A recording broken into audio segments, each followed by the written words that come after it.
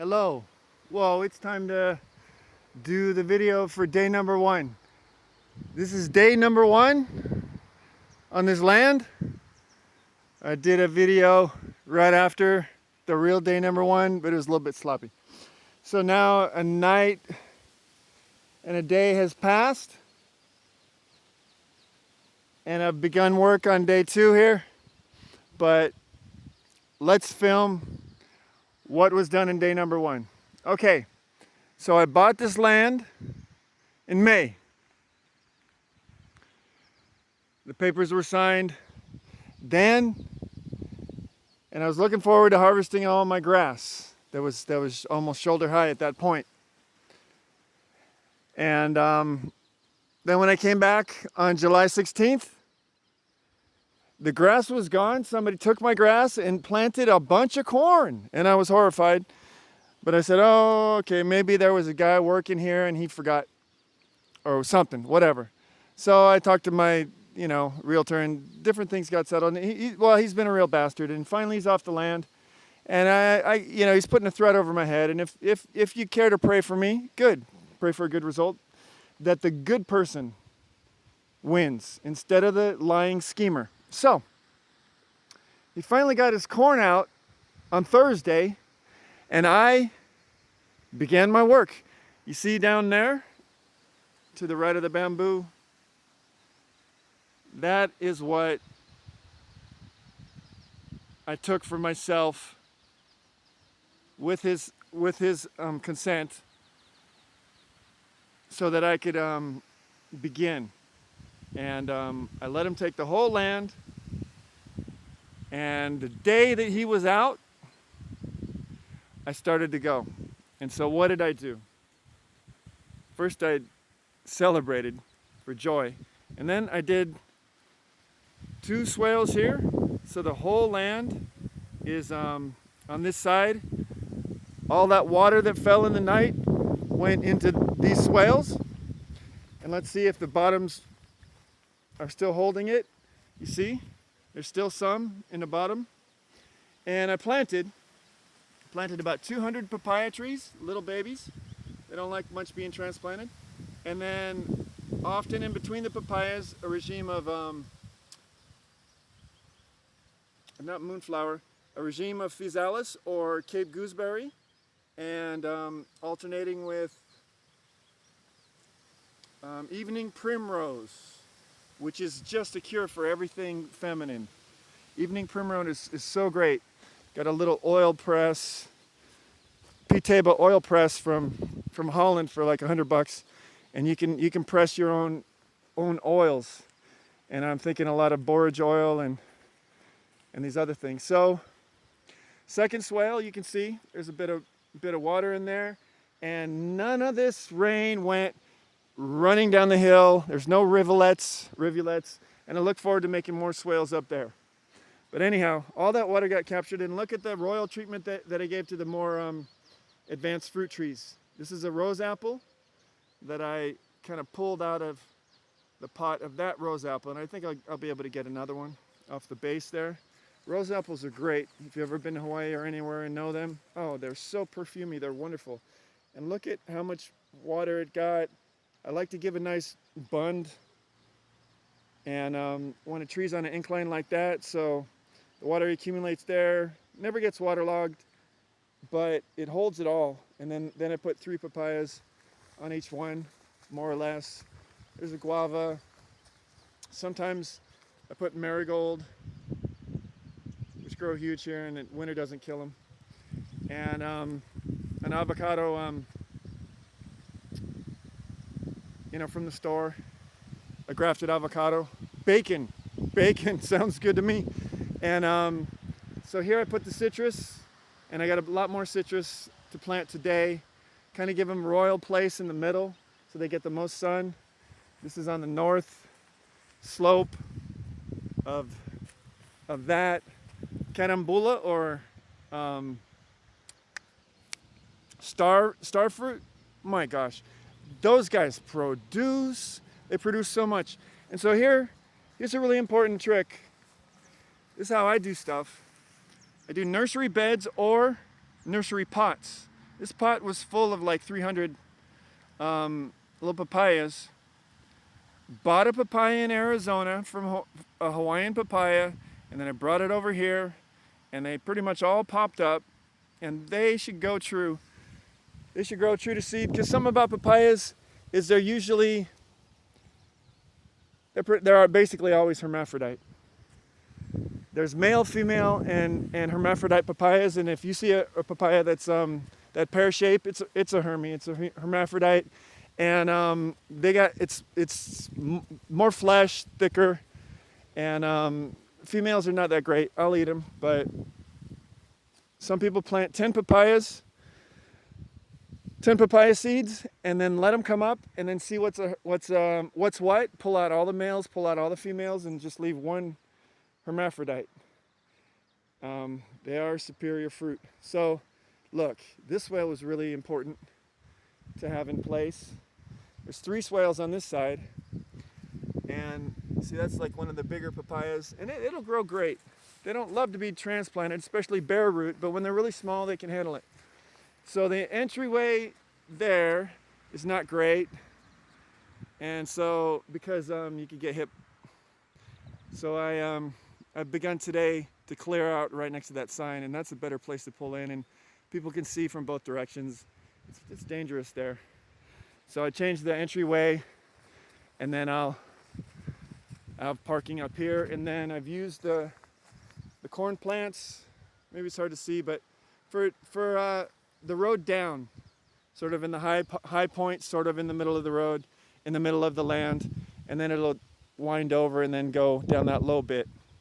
That low bit doesn't really get chill hours, doesn't get cold here, but that's where I'll put the apples and stuff down there. I don't know if it's, they probably want full sun too, but they'll get enough sun, and maybe it'll simulate winter more for them. But for sure there are varieties that are better for here, where it's warmer. So then there's so far 6 avocados planted like this at the top of the land to give some privacy. I'll just let them grow huge. I won't top them at all. And same way, avocados, just these are just from pits, but every avocado pit will produce something worthwhile. Any avocado is a good avocado. Just sometimes it's watery with a small pit, but with a huge pit, but I'm not worried about it. It'll just be great to have a lot of biomass up, and leaves dropping, and place for the birds to live. And this guy is a lot taller than the day before yesterday, I can tell you. And so it's got that same treatment. They're going to be just great. And then I got a lot of bamboo. It's kind of a blessing and a curse, but I'm going to consider it to be a blessing more. The bamboo,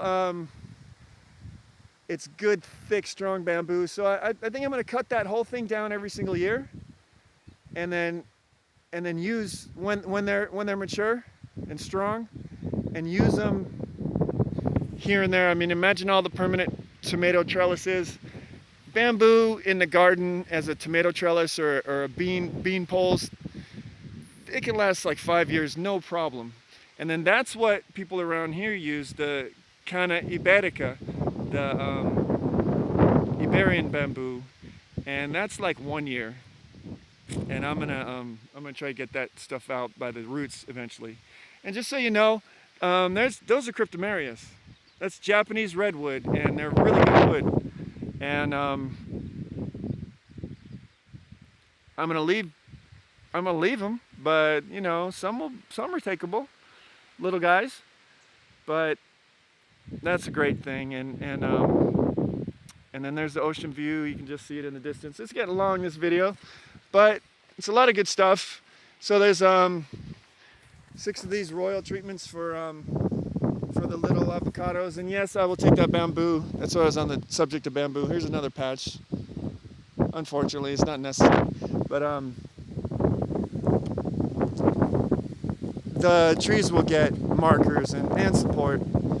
So here is the most, besides that, planting everything in a pot and then just transplanting a bare root on a good evening, when you think it's going to rain, or just water it like crazy, Besides that, that's a really good trick.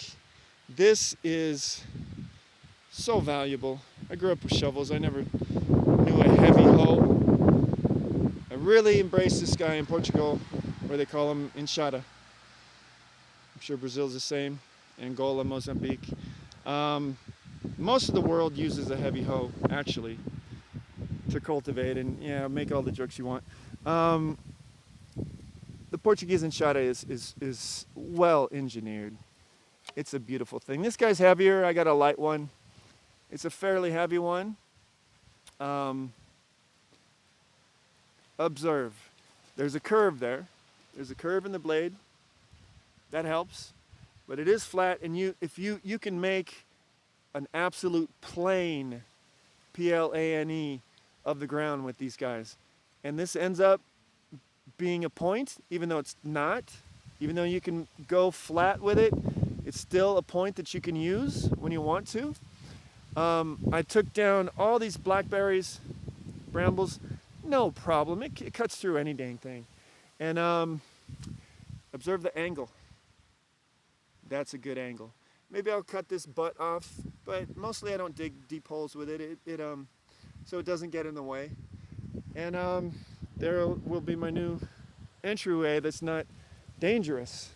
So I'm just throwing corn stalks in a pile, and let's observe the 3 swales on this side, all planted really thickly with papayas. And so that 3rd swale is coming in the middle. And I just went for the middle of the slope to protect as much of this, to hold as much of this water on the land. That is a main objective. Everybody in permaculture knows that. You think about water first, and you keep you slow the water down on your land as much as possible, and keep it saturating. Feed your springs. We don't need erosion and more earth going into the ocean. The ocean doesn't need the soil of the dry land. Doesn't need it at all. Slowing down water, many small dams, many small ponds. This is a big part of what we're meant to do. Terracing. It's a wonderful thing. Even when we construct a house, we're making terraces. We are terrace makers, and that's a really good thing. It really speaks in our favor. And so today's work, a bunch more fruit trees, and for a security fence, bougainvillea, why not? That will be a good security fence. Maybe I'll get a couple more, but they can grow so far from the root, and this whole line could definitely be supported, could be protected by a bougainvillea security fence. And I guess I'll cut the bamboo for the bougainvillea to climb on, and just gradually maybe trade them out with metal, etc. But and that is another recommendation. Is it's really good to just do stuff rough, quick. Get your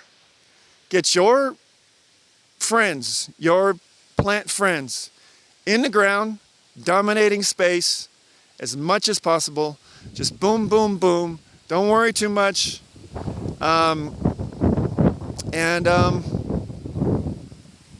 Make your presence felt. Give yourself a reason to go out there and be walking around and checking stuff out, because the best fertilizer is a gardener's shadow. Okay, 14 minutes, that's good enough. Day number 1 on the land. More videos to come, and seriously, if you want to spend the least energy getting the most result, keep checking this channel out.